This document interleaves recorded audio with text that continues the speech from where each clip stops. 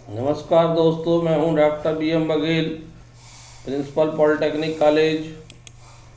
आप हमारे चैनल को लाइक और सब्सक्राइब दोनों करिए। अभी भी 86% लोगों ने चैनल तो देखते हैं लेकिन लाइक एंड सब्सक्राइब नहीं किया है। कृपया please like and subscribe. Friends, हमने नोटशीट के बारे में पार्ट 1 में बहुत विस्तृत जानकारी दी थी। अब इसका प्रैक्टिकल पोर्शन जो है पार्ट 2 में है। इसमें कुछ बातें पार्ट 1 में छूट गई थी, जैसे नोटशीट सामान्य प्रक्रिया के अनुसार ही चलती है, किंतु तत्काल मामलों के फैसले में सीधे कार्यान्वयन के लिए संबंधित अधिकारी को दिया जा सकता है। ऐसा करने के बाद अधिकारियों को पद सोपान क्रम में सूचित किया जाएगा। अधिकारी को आदेश पारित करते समय या सुझाव देते समय पिछली टिप्पणी में पहले से शामिल विषयों की पुनरावृत्ति नहीं करना चाहिए, बल्कि वास्तविक बिंदु तक सीमित रहना चाहिए।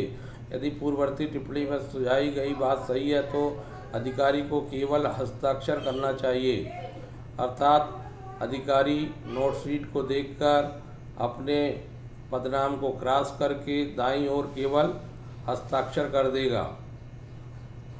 तो यह माना जाएगा कि अधिकारी द्वारा पूर्व में जो टिप्पणी दी गई थी उसी के अनुसार कार्य किया जाना है।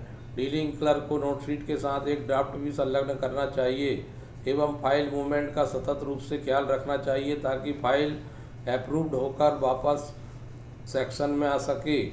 फाइल के वापस प्राप्त होते ही उसे वापस तिथि फाइल परिचालन पंजी में दर्ज करना चाहिए। तदुपरांत नोटशीट को पढ़कर उसमें जो भी आदेश हुए, निर्देश हुए, उनके क्रियान्वयन की कार्रवाई शुरू कर देना चाहिए। यदि संलग्न ड्राफ्ट में कोई सुधार किया गया है तो उसे तदनुसार A4 साइज में कागज़ में पुनः टाइप करके नियमों का पालन करते हुए हस्ताक्षर के लिए प्रस्तुत करना चाहिए।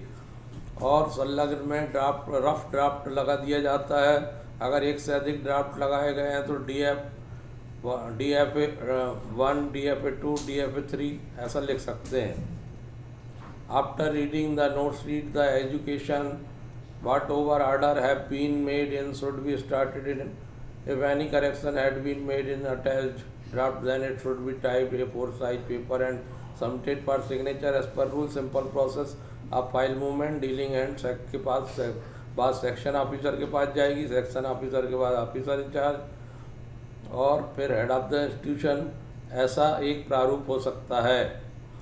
तो नोटशीट के लिए विशेष फॉर्म डिजाइन किया जाता है, जिसमें सभी ओर से 1 इंच का मार्जिन छोड़कर बॉर्डर अंकित कर दी जाती है। इसका नमूना या उदाहरण इस प्रकार है। नोटशीट में सबसे ऊपर फाइल नंबर लिखा जाता है, फिर राइट हैंड में पेज नंबर लिखा जाता है, फिर सब्जेक्ट लिखा जाता है, फिर नोटशीट पुटअप किए जाने का आधार संदर्भ लिखा जाता है, फिर निर्धारण प्रकरण में लागू नियम उपनियम लिखे जाते हैं, आदेश सर्कुलर, फिर जहां संभव हो कार्रवाई करने का सुझाव दिया जाता है। ये 3 बिंदुओं को ध्यान में रखना है। फिर इंग्लिश में भी हमने उसका प्रोफार्मा बना के दिया है। इन 3 बिंदुओं को अगर ध्यान में रखा गया तो बड़े आसानी से आप नोटशीट लिख सकेंगे। बस इस सीक्वेंस को आपको ख्याल में रखना है। Thanks for watching the video.